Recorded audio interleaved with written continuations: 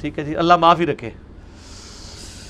اچھا، میں نبی صلی اللہ علیہ وآلہ وسلم کی داڑھی شریف جتنی داڑھی رکھنا چاہتا ہوں، ماشاءاللہ، برائے مہربانی مجھے بتائیں کہ نبی صلی اللہ علیہ وسلم کی داڑھی شریف کتنی تھی؟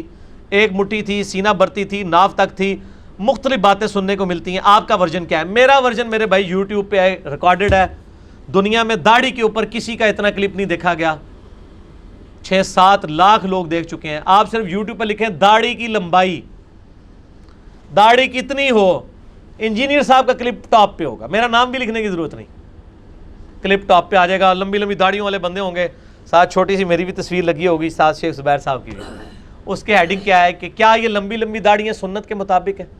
نبی علیہ السلام کی داڑھی میرے بھائی نحر تک تھی۔ ایک ہی حدیث ہے داڑھی کے اوپر، شمائل ترمذی، امام ترمذی کی کتاب میں ایک تابعی ہیں یزید الفارسی، وہ خواب میں نبی علیہ السلام کو خواب میں دیکھتے ہیں۔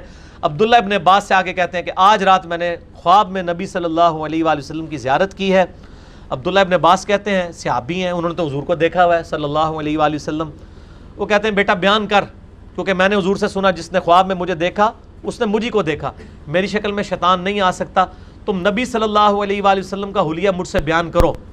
تو وہ حلیہ بیان کرتے ہیں اور کہتے ہیں کہ نبی علیہ السلام کی آنکھیں مبارک، بال مبارک، اسی طریقے سے یہ بھویں، چہرہ مبارک گول اور ہاتھوں کا گوشت، یہ ساری چیزیں بیان کرتے ہیں۔ کہتے ہیں کہ داڑھی پورے چہرے مبارک پہ گول پھیلی ہوئی تھی اور سینے مبارک پہ، وہ کہتے ہیں کہ داڑھی سینے مبارک سامنے جو ہے وہ نحر تک تھی۔ نحر اسے کہتے ہیں، یہ گلے اور سینے کا جوڑ، تو یہ ایک مٹھی بنتی ہے۔ نبی علیہ السلام کی داڑھی ایک مٹھی تھی، اس سے لمبی نہیں ہوئی قدرتاً، اسی لیے عبداللہ بن عمر، ابو ہریرہ اور عبداللہ ابن عباس یہ تینوں مٹھی کے بعد داڑھی کاٹتے تھے، باقیوں کی تو ضرورت ہی نہیں، کیونکہ ابو ہریرہ اور عبداللہ بن عمر یہ دو ہی صحابہ ہیں جنہوں نے داڑھیاں بڑھاؤ اور مونچھیں پس کرو والی حدیث روایت کی ہے، اور دونوں مٹھی کے بعد کاٹتے تھے۔ داڑھی کی شرعی لمبائی مٹھی ہی ہے، اس کے بعد اگر کوئی رکھے تو صرف جائز ہے۔ بہرحال بہتر طریقہ یہی ہے کہ نبی علیہ السلام سے آگے نہ بڑھا جائے، داڑھی مٹھی ہی رکھی جائے۔ میں تو داڑھی کاٹتا ہی نہیں ہوں، یہ نہ سمجھیں کہ میں اپنے لیے وار کر ہوں، میری تو داڑھی مٹھی سے بڑی ہوئی نہیں ہے۔ اس کے اگینسٹ سنن نسائی میں حدیث ہے، جو داڑھی کو گرہ لگائے محمد صلی اللہ علیہ وآلہ وسلم اس سے اعلان برات کرتے ہیں۔ جنہوں نے لمبی رکھی ہیں وہ اندر یوں فولڈ کر کے رکھی ہوتی ہیں، وہ حرام ہے۔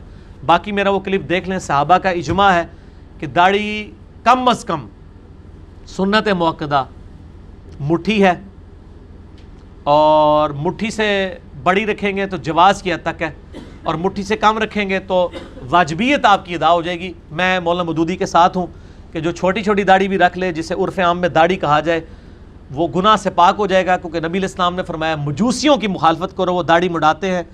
بخاری مسلم میں حدیث ہے کہ عورتوں جیسی شکل نہ بناؤ، ان عورتوں پہ لعنت جو مردوں کی نقل کریں، ان مردوں پہ جو عورتوں کی نقل کریں۔ عورت کی داڑھی نہیں ہوتی، مرد چھوٹی سی داڑھی بھی رکھ لے گا، عورتوں سے مخالفت ہو جائے گی، اور وہ قرآن کا جو حکم ہے سورۃ النساء آیت نمبر 119، وَلَآمُرَنَّهُمْ فَلَيُغَيِّرُنَّ خَلْقَ اللَّهِ، شیطان نے کہا تھا کہ میں لوگوں کو ابھاروں گا کہ اے اللہ وہ تیری تخلیق کو بدلیں گے، یعنی اللہ نے مرد بنایا ہے، وہ مونڈ کے اپنی شکل عورت والی کر لیں گے۔